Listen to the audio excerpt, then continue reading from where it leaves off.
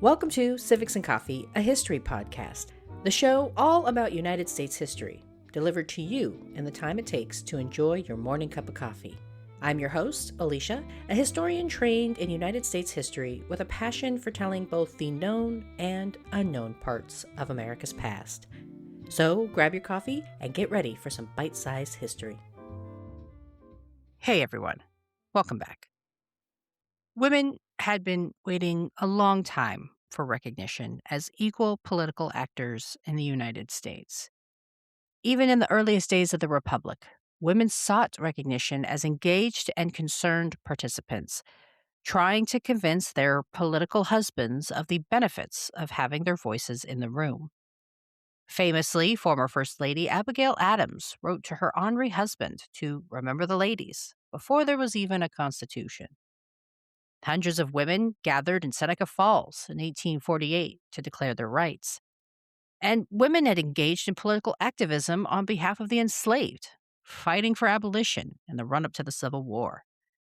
Thus, when the war ended, there was a new hope, a belief in the promises of a new nation, and women across the country were ready to step into the political light and finally take their place as politically active citizens. Yet, the activists who were once so hopeful would once again find themselves locked out of the halls of power as the 14th Amendment introduced the word male into the Constitution for the first time. The fight for women's suffrage was a decades-long affair that took many twists and turns. It was filled with starts and stops, with a diverse spread of personalities and opinions. I've covered the battle for women's suffrage tangentially in episodes throughout the show, but I thought it was time I focused specifically on the long road towards securing women's right to the vote. So this week, I am diving into the fight for women's suffrage. How did it evolve during and after Reconstruction? Who were some of the key figures? And where does it land in the Gilded Age? Grab your cup of coffee, peeps. Let's do this.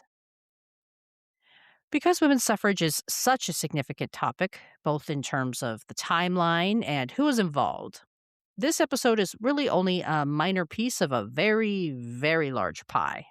I plan on revisiting this topic and several of the individuals mentioned today in future episodes. But please, if you do hear something specific in today's episode that you want maybe a little bit more information on, please let me know. If I can, I'll be happy to add it to the queue if it's not already in there, and dive deeper into these histories. So with that, let us back up in our historical timeline a bit. As it became clear that the Civil War was in its final stages, activists began establishing equal rights associations throughout the country. As historian Susan Goodyear describes, they were generally done, quote, in response to the national debates, often marked by bitter and often violent disagreements, about how the United States would reconstruct once the Civil War had ended, end quote. In 1865, Elizabeth Cady Stanton and Susan B. Anthony collaborated to organize one such organization, titled the American Equal Rights Association, which advocated for universal suffrage, meaning voting rights for both Black men and all women. This was a biracial coalition and included Louisa Jacobs among its membership. Jacobs, who was the daughter of Harriet Jacobs, known for her book Incidents in the Life of a Slave Girl, had spent her youth in Boston and had been exposed to the abolitionist activists at a young age. She helped her mom operate the Jacobs School to educate freed people from January 1864 to the end of 1865, before she was hired on as a lecturer with the American Equal Rights Association. As Susan Goodyear astutely recognizes, the American Equal Rights Association was, quote-unquote, radical in pushing the idea that all citizens, no matter their race or their gender, should have access to the franchise. This idea, writes Goodyear, quote, thrilled attendees and prompted immediate action to win over the public more broadly, end quote. However, it was not universally supported.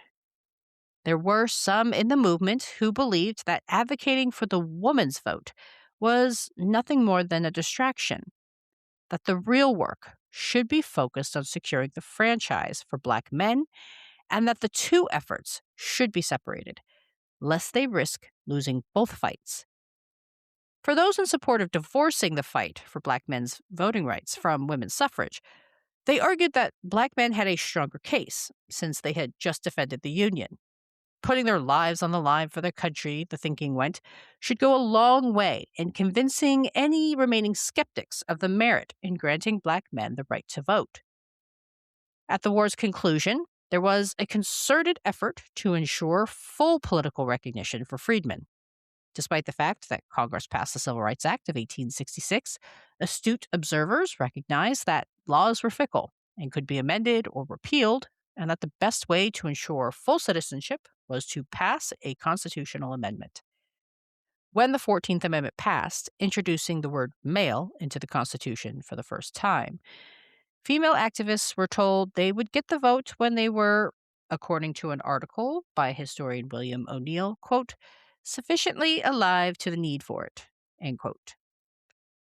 The debate about whether minimal progress was better than no progress created a lot of tension within the movement. For some white women, there was no middle ground. They wanted the vote, period.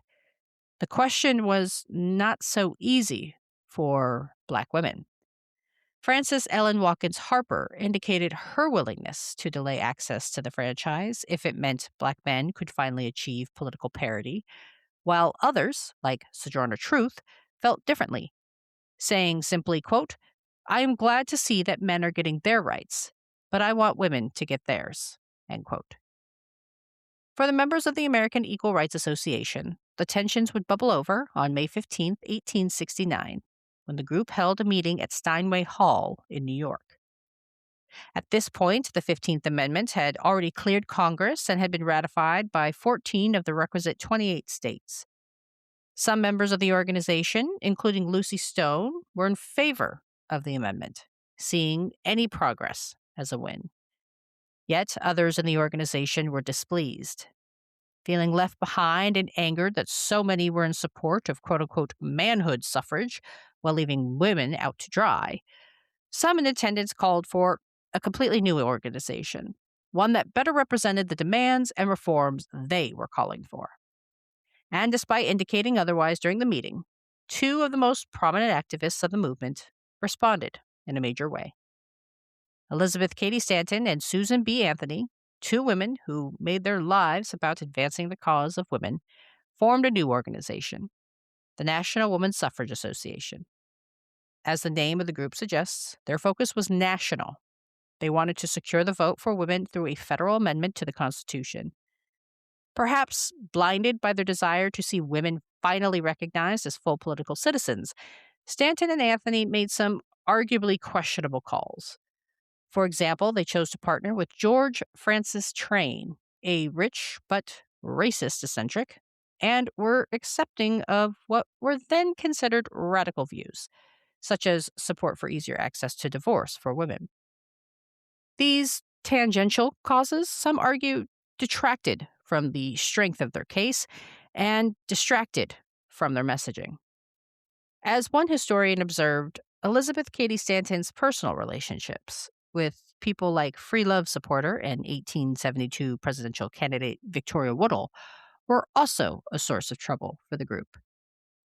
The organization was also willing to engage in racist stereotypes if it meant getting the job done. Historian William O'Neill asserts that Stanton and Anthony were willing to align themselves with racist Democrats if it increased the likelihood of getting the vote for women, and this decision only further fractured the relationship between the duo and their colleague, Lucy Stone. Stone, for her part, had her own feelings about the best course of action for securing the vote for women. By September of 1869, Stone and Henry Blackwell had established the American Women's Suffrage Association, which sought to achieve women's suffrage by pushing for the franchise on a local, state-by-state basis.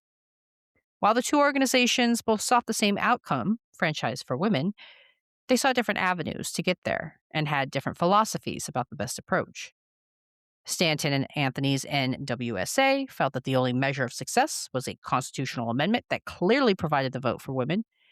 But for Stone's organization, incremental progress was progress, and there was hope that suffrage for women could be secured locally through state initiatives. The two groups also disagreed in their support over the 15th Amendment. While Stone's American Woman Suffrage Association supported its ratification, the NWSA was of a different opinion. As described by historian Robert Regal, quote, Miss Anthony exclaimed despairingly that 2 million more men were now made tyrants over an equal number of women who had formerly been equals, end quote. Regal asserts this opposition was a miscalculation for the NWSA since it, quote, antagonized many people who would otherwise might have been sympathetic to women's rights, end quote. As historian Allison Lang highlights, despite the star power behind the NWSA, Stone's Boston based American Woman Suffrage Association took the lead as the most popular suffrage organization in the country. This was thanks in large part to Stone's dedication to staying focused on a single mission, women's suffrage, and staying clear of colorful or controversial figures, something that Elizabeth Cady Stanton seemed unable to do. Stanton was often a controversial figure and frequently touted the notion that female suffrage not be put in a subordinate position to that of freedmen. As historian and Stanton biographer Laurie Ginsberg explains, Stanton made some troubling and outright racist comments in her quest for female suffrage. Quote, what will we and our daughters suffer if these degraded black men are allowed to have the rights that would make them even worse than our Saxon fathers? End quote. Although she would not be singular in her attitude, Stanton was also often dismissive of the concerns brought forth by black women, and instead focused on how worthy, educated white women like herself were of the franchise, even if it ultimately meant sacrificing the push for universal suffrage she once claimed to support. In 1872, Stanton ally Susan B. Anthony made news when she violated New York state law by voting in the presidential election. Citing the 14th Amendment, Anthony demanded she be allowed to register, arguing that as a citizen, she was constitutionally eligible under the parameters of the amendment to participate in the voting process. She and 14 others who casted a ballot on November 5th were later arrested, and Anthony faced charges of violating New York law that precluded women from voting. Her case was tried the following year, where, again, Anthony tried unsuccessfully to argue that the 14th Amendment granted her the right to vote as a citizen of the United States. A jury did not agree with Stanton's arguments, and she was found guilty of violating New York state law, which only allowed voting for adult men, and issued a fine totaling $100. Stanton never paid it. Stanton was not the only person who argued the 14th Amendment gave women a backdoor to the franchise. Several suffragists took to this belief, which came to be known as the New Departure movement. As a result, several women tried to test the limits of the Constitution by casting a ballot. While some of them succeeded, others, like Stanton, were jailed and fined. One woman in St. Louis, Virginia Minor, challenged the decision of one registrar's office who refused to let her register to vote. Using the New Departure logic, Minor argued that she should be allowed to register as a citizen of the United States since voting was part of the privileges of national citizenship. Unfortunately, Minor's argument fell flat with the court, and in their 1875 decision in Minor v. Happersett, the court held that while women were citizens of the United States, voting was not a right of citizenship, and thus women had no such right. Writing partially, quote, the Constitution does not define the privileges and immunities of citizens. For that definition, we must look elsewhere. In this case, we need not determine what they are, but only whether suffrage is necessarily one of them. It certain is nowhere made so in express terms, end quote. The justices then laid out, in their opinion, when and how voting takes place, highlighting the dominant role states played in choosing electors for federal offices. In their estimation, the 14th Amendment did not add additional access or rights to any citizen of the United States. It, quote, simply furnished an additional guarantee for the protection of such as he already had. No new voters were necessarily made by it, end quote. The opinion also asserted that if voting was as universal as Minor and people like her believed, there would have been no need to pass the 15th Amendment, which precluded race-based discrimination for voting. The court found that, quote, for 90 years, the people have acted upon the idea that the Constitution, when it conferred citizenship, did not necessarily confer the right to suffrage. If uniform practice long continued can settle the construction of so important an instrument as the Constitution of the United States confessedly is, most certainly it has been done here. Our province is to decide what the law is, not to declare what it should be. End quote. Just a year later, as the nation was celebrating its centennial, Elizabeth Cady Stanton requested time to speak at Philadelphia's July 4th celebrations, only to be told that the program was already full. Initially, Stanton was willing to sit this fight out, but after some encouragement from fellow NWSA members, Stanton and Susan B. Anthony decided to take a stand. After a speech by Richard Henry Lee, a descendant of one of the revolutionaries, Susan B. Anthony and a handful of other organization members made their way to the front of Independence Hall, where Anthony read the Women's Declaration, while other NWSA members distributed copies to people in the crowd. Anthony reminded those in the crowd that for all the celebrating, it was important to remember that women were still locked out of the process, saying partially, quote, yet we cannot forget, even in this glad hour, that while all men of every race and clime and condition have been invested with the full rights of citizenship under our hospitable flag, all women still suffer the degradation of disenfranchisement. End quote. Closing her speech with a simple plea, Anthony reminded those present that women did not want special treatment. Quote, we ask of our rulers at this hour no special favors, no special privileges, no special legislation. We ask justice. We ask equality. We ask that all the civil and political rights that belong to citizens of the United States be guaranteed to us and our daughters forever. End quote. After chasing the goal of women's suffrage on separate tracks for 2 decades, the National Women's Suffrage Association and the American Women's Suffrage Association did finally vote to reunify in 1890. There were some within the NWSA who felt that the two organizations should not be reunified, but perhaps seeing that there was better chances at success with unity, the leaders put their differences aside and joined forces to become the National American Women's Suffrage Association. This group would continue the efforts started by women like Susan B. Anthony, Elizabeth Cady Stanton, and Lucy Stone to help women across the finish line with a federal amendment to the Constitution in 1920. But that will be for another episode.